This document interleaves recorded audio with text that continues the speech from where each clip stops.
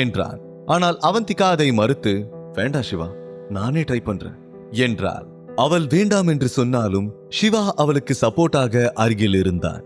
அப்போது திடீரென அவன் கால் தவறி இருவரும் நேராக படுக்கையில் விழுந்து விட்டார்கள். அங்கே ஆழமான அமைதி நிலவியது. சிவாவின் மூச்சு காற்று சூடாகிவிட்டது. அவந்திகாவின் இதயம் வேகமாக துடிக்க ஆரம்பித்தது. இருவரின் பார்வையும் மோதிக்கொள்ள இந்த உலகமே ஒரு கணம் நின்றுவிட்டது போல உணர்ந்தார்கள். சிவாவின் கைகள் அவந்திகாவின் தோளில் இருந்தது. அவன் அவந்திகாவின் ஆழமான பார்வைக்குள் தொலைந்து போனான். அவள் எதையோ சொல்ல வேண்டும் என்று நினைத்தாள். ஆனால் வார்த்தைகள் தொண்டையில் சிக்கிக்கொண்டு வெளியில் வரமாட்டேன் என்று அடம் பிடித்தது. சிவா சடனாக சுயநினைவுக்கு திரும்ப தன்னை நிதானப்படுத்திக் கொண்டு சீக்கிரமாக எழுந்தான். ஏதோ தவறு செய்துவிட்டது போல உணர்ந்தான். அதை புரிந்து கொண்ட அவந்திகா பார்வையை திருப்பிக் கொண்டார். சிவா அங்கிருந்து வெளியேறுவதற்காக கதவை நோக்கி திரும்ப, கொஞ்சம் இரு சிவா என்றார். உடனே நின்று விட்டான். பின் மெதுவாக திரும்பி, என்ன என்று கேட்டான். அவந்திகா மெல்லிய புன்னகையோடு, எனக்காக நீ ரொம்ப கஷ்டப்பட்டிருக்க, ரொம்ப ரொம்ப தேங்க்ஸ் சிவா என்றார். இட்ஸ் ஓகே, நோ ப்ராப்ளம் என்று சொல்லிவிட்டு மீண்டும் அங்கிருந்து வெளியேற தொடங்கினான். அவந்திகா, நெல்லு சிவா, தனியா இருக்க எனக்கு ரொம்ப பயமா இருக்கு. இன்னைக்கு நைட் நீ இங்கேயே தூங்குறியா என்று கேட்டார். அதை கேட்டு சிவாவின் இதயம் வேகமாக துடித்தது. நானா, நான் எப்படி என்று தயங்கினார். ப்ளீஸ் சிவா, எந்த ரீசனும் சொல்லாத. இன்னைக்கு ஒரு நாள் மட்டும் என்னால் அந்த இன்சிடென்ட்ல இருந்து வெளியில வர முடியல. கண்ணை மூடினாலே அதெல்லாம் தான் ஞாபகத்துல வருது. ப்ளீஸ் என்று கெஞ்சி கேட்டார். அவனால் அதற்கு மேல் மறுக்க முடியவில்லை.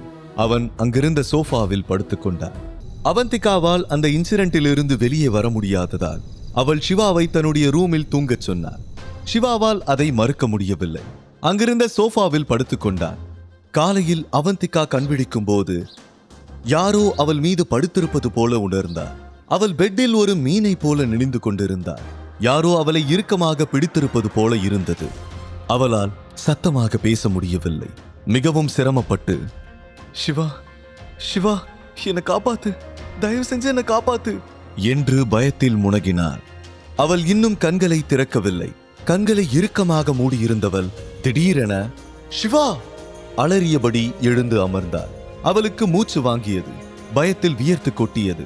அவளுடைய அலறல் சத்தத்தை கேட்டவுடன் சோஃபாவில் படுத்திருந்த சிவாவும் திடுக்கிட்டு எழுந்தார். அவந்திகாவுக்கு அருகில் சென்றான். அவளுடைய நிலையை பார்த்த சிவா, என்ன அவந்திகா, என்னாச்சு? ஏதாவது கெட்ட கனவு கண்டியா என்று அவள் கன்னத்தை பிடித்துக்கொண்டு அன்போடு கேட்டான்.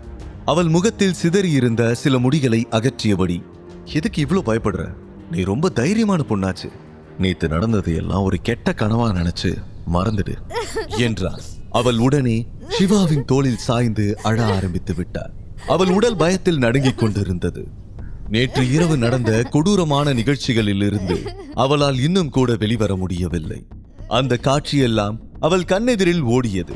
அவினாஷின் அருவருப்பான முகமும் அவன் அவந்திகாவிடம் நடந்து கொண்ட விதமும் மீண்டும் மீண்டும் அவளை தொந்தரவு செய்தது. சிவா, அவன் என் ட்ரெஸ்ல இருந்து துப்பட்டாவை இழுக்கும் போது அங்க இருந்தவங்க எல்லாரும் என்னை பார்த்து சிரிச்சாங்க. ஆனா யாருமே என்னை காப்பாத்த வரல. அவங்க என் கையும் காலையும் கட்டி போட்டுட்டாங்க.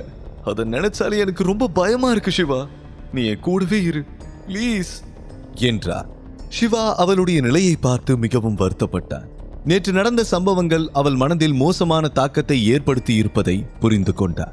அவந்திகாவின் இடத்தில் வேறு எந்த பெண் இருந்தாலும் இப்படிதான் பயத்தில் துடித்திருப்பார். அவளை அதிலிருந்து மீட்க வேண்டும் என்று நினைத்த சிவா, நான் எங்கேயும் போக மாட்டேன் அவந்திகா, உன் கூடவே தான் இருக்க. நான் இருக்கிற வரைக்கும் உனக்கு ஒன்னும் ஆகாது, ஆகவும் விட மாட்டேன் என்று சொல்லிக்கொண்டே அவன் அவந்திகாவின் கன்னங்களில் வழிந்த கண்ணீரை துடைத்தான். பிறகு அவளுடைய கைகளை ஆறுதலாக பிடித்துக் கொண்டான். அவன் அவந்திகாவை கட்டி அணைத்து ஆறுதல் சொல்ல விரும்பினான். ஆனால் அவர்களுடைய ரிலேஷன்ஷிப் இன்னும் நட்பின் ஆரம்ப வாசலில் தான் இருந்தது. அதனால் அவன் அவளுடைய கையை மட்டும் பிடித்துக் கொண்டான். சிவாவை தனக்கு மிக அருகில் உணர்ந்த அவந்திகாவின் மனதுக்குள் வித்தியாசமான உணர்வுகள் தோன்ற ஆரம்பித்தது. சிறுவயதில் தன்னை காப்பாற்றியவனும் சிவாவும் ஒரே ஆளாக இருந்தால் நன்றாக இருக்குமே என்று யோசித்தவள் பின் உடனே, என்ன இது அபத்தமான யோசனை என்று தன்னை தானே கண்டித்துக் கொண்டார். அவள் முகத்தில் தெரிந்த மாற்றத்தை கவனித்த சிவா, என்னாச்சு என்று ஜாடையாக கேட்டார். சிவா, நீ என் மேல காமிக்கிற அக்கறை எனக்கு ரொம்ப பிடிச்சிருக்கு. ஆனா ஒவ்வொரு தடவை நீ என்னை காப்பாத்தும் போதும் எனக்கு சின்ன வயசுல இதே மாதிரி ஒரு இக்கட்டான சிச்சுவேஷன்ல என்னை காப்பாத்தின ஒருத்தனோட ஞாபகம் தான் வருது. அவன் எனக்கு ஒரு ப்ராமிஸ் பண்ணியிருந்தான். ஆனா இப்ப வரைக்கும் அதை அவன் நிறைவேற்றவே இல்லை. நீ என்னை கேர் பண்றது எனக்கு சந்தோஷமா தான் இருக்கு. ஆனா அதே நேரம் நீ என்னை கேர் பண்ணும்போது அவன் மேல இருக்கிற வெறுப்பு தான் ஜாஸ்தி ஆகுது சிவா என்று எரிச்சலோடு சொன்னான். சிவா அதை கேட்டு உடைந்து விட்டான். சிறுவயதில் அவளை காப்பாற்றியது அவன்தான். ஆனால் அந்த உண்மையை அவளிடம் சொல்ல முடியாமல் தவித்தான். அதற்குள் அவந்திகாவின் செல்போன் ஒலித்தது.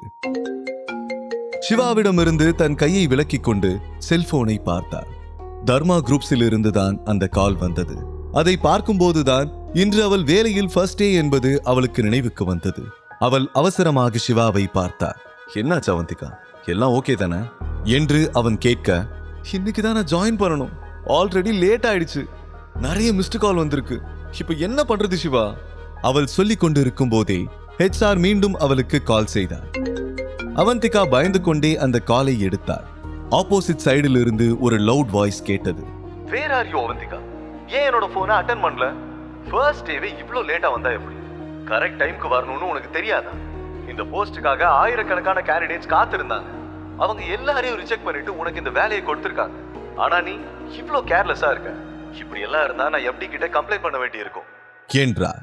அவந்திகா எக்ஸ்பிளைன் பண்ணுவதற்குள் HR குறுக்கிட்டு, உன்னோட இடியாட்டிக்கான ஆன்சர் கேட்க நான் கால் பண்ணல. உனக்காக எம்ப்ளாயிஸ் எல்லாரும் மீட்டிங் ரூம்ல வெயிட் பண்ணிட்டு இருக்காங்க. இன்னும் ½ an hourல நீ ஆபீஸ்ல இருக்கணும். ஒரு டீல் சைன் பண்றது சம்பந்தமா முக்கியமான டிஸ்கஷன் இருக்கு, புரிஞ்சுதா? இதை சொல்லிவிட்டு போனை கட் பண்ணி விட்டார். அவந்திகாவின் முகம் சோகமாகிவிட்டது. HRின் வார்த்தைகளை கேட்ட அவள் மிகவும் நொந்து போனார். போனை வைத்த பிறகு அவள் சிவாவை பார்த்தார். சிவா, எனக்கு ப்ளீஸ் ஹெல்ப் பண்ணு, நான் ½ an hourல தர்மா குரூப்ஸ்ல இருக்கணும் என்று சொல்லிக்கொண்டே அவசரமாக பெட்டில் இருந்து எழுந்தார். என்னாச்சு அவந்திகா, எனக்கு கொஞ்சம் புரியுற மாதிரி சொல்லு, யார் கால் பண்ணாங்க? சிவா தன்னுடைய வாக்கியத்தை முடிப்பதற்குள் அவந்திகா வாஷ்ரூமுக்குள் சென்று விட்டார். சிவா படுக்கைக்கு அருகில் நின்று மூடிய கதவையே பார்த்து கொண்டிருந்தான். சிவா, நீயும் சீக்கிரமா ரெடி ஆயிடு, நான் 15 மினிட்ஸ்ல கிளம்பிடுவேன், போகும்போது எல்லாத்தையும் சொல்றேன் என்று உள்ளே இருந்து குரல் கொடுத்தார். அவந்திகாவின் வார்த்தைகளை கேட்ட பிறகு சிவாவும் குளிக்க சென்று விட்டான். சிவா குளிக்க போவதற்கு முன் தினேஷுக்கு கால் செய்து காரை கேட்டான். ஏனென்றால் தினமும் டாக்ஸியில் போவது அவனுக்கு கம்ஃபர்டபுளாக இருக்கவில்லை. சிவாவின் குரலில் இருக்கும் வருத்தத்தை உணர்ந்த தினேஷ், எல்லாமே ஓகேவா என்று கேட்டார்.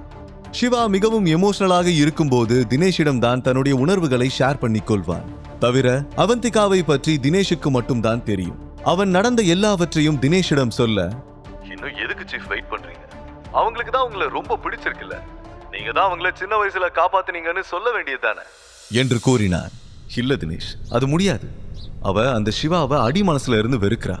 ஒருவேளை அது நான் தானு தெரிஞ்சா எங்க இப்ப எங்களுக்குள்ள இருக்கிற நெருக்கம் இல்லாம போயிடுமோன்னு தோணுது.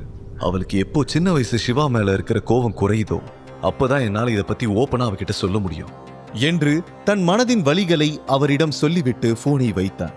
பின் இருவரும் மிக வேகமாக 15 நிமிடத்திற்குள் ட்ரெஸ்ஸிங் ரூமுக்கு வந்து சேர்ந்தார்கள். டைம் ஆச்சு, போகலாம் வா என்று அவந்திகா அவசரப்படுத்தினார். ஒரு நிமிஷம் இரு அவந்திகா, எதையாவது சாப்பிட்டுட்டு போ என்று சிவா அக்கறையாக கூறினார். ஆனால் அவந்திகாவால் பொறுமையாக இருக்க முடியவில்லை. நோ சிவா, HR எவ்வளவு கோவமா பேசினார் தெரியுமா? எனக்கு ரொம்ப அவமானமா போச்சு, நாம சீக்கிரமா போயே ஆகணும் என்று அவனிடம் கூறினார். தர்மா குரூப்பில் இருப்பவர்கள் தன்னை பற்றி என்ன நினைப்பார்களோ என்று அவள் கவலைப்பட்டார். தன் மனதில் இப்போது அவர்களுக்கு எப்படி விளக்கி புரிய வைப்பது என்ற சிந்தனைதான் காட்சியாக ஓடிக்கொண்டிருந்தது. சிவா கதவை திறந்துவிட அப்போதுதான் அவந்திகா சிந்தனைகளில் இருந்து வெளியே வந்து காரை பார்த்தபடி, சிவா, இது யாரோட கார்? டாக்ஸி வரலையா என்று கேட்டார். இது என் ஃப்ரெண்டோடது, உனக்கு லேட் ஆயிடுச்சுல, அதனாலதான் நான் அவன் கிட்ட கார் கேட்டேன் என்று கேஷுவலாக சொன்னான். என்னைக்காவது ஒரு நாள் அந்த ஃப்ரெண்டை எனக்கு இன்ட்ரோ பண்ணு, நான் அவரை பார்த்தே ஆகணும். ஏன்னா இப்பெல்லாம் யாரும் காரணம் இல்லாம யாருக்குமே ஒரு பைசா கூட ஹெல்ப் பண்ண மாட்டாங்க. ஆனா உன்னோட ஃப்ரெண்டு உனக்கு வீடு கொடுக்கறாரு, பணம் கொடுக்கறாரு, இப்போ சூப்பரான காரியம் கொடுத்திருக்காரு.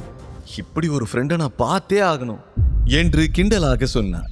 அதற்கு சிவா ஏதோ பதில் சொல்ல போக அவந்திகா குறுக்கிட்டு, இனி எதுவா இருந்தாலும் கார்ல போகும்போது பேசிக்கலாம், ஆல்ரெடி லேட் ஆயிடுச்சு சிவா, கமான் குவிக் என்றார். இது போன்ற இனிமையான தருணங்களுக்காகத்தான் இவன் இத்தனை வருடங்கள் காத்திருந்தான். இன்று அவன் நினைத்ததெல்லாம் நடந்து கொண்டிருந்தது. சிவா காரில் ஏறி தர்மா குரூப்ஸ் பக்கம் திரும்பினான். போகும் வழியில் அவந்திகா HR பேசிய விஷயங்களை எல்லாம் சிவாவிடம் சொன்னான். இருவரும் 10 நிமிடத்தில் தர்மா குரூப்புக்கு வந்து விட்டார்கள். அவள் ஆபீஸை அடைந்தவுடன் தன்னுடைய ஹேண்ட்பேக்கில் இருந்த ஒரு சிறிய பாக்ஸை எடுத்தார். தன்னுடைய காயத்தை சிறிது பவுடரால் மறைக்க நினைத்தார். சிவா அவந்திகாவின் செயல்களை பார்த்து கொண்டிருந்தார். அவந்திகாவின் இடத்தில் வேறு ஒரு பெண் இருந்திருந்தால் இந்நேரம் அவள் தன்னுடைய தைரியத்தை இழந்திருப்பாள். ஆனால் அவந்திகா அப்படி இல்லை.